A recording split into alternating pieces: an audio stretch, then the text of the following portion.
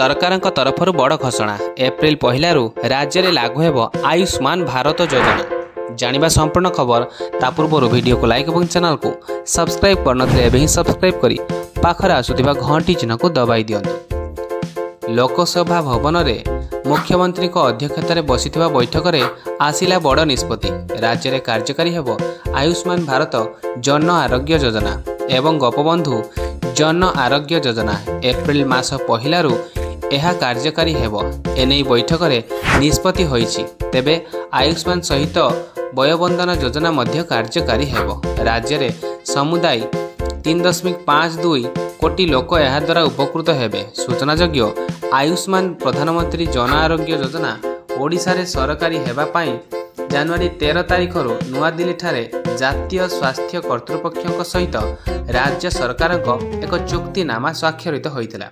एही योजनार शुभारंभ राज्यर 1438 प्राथमिक स्वास्थ्य केन्द्र करा जिवो।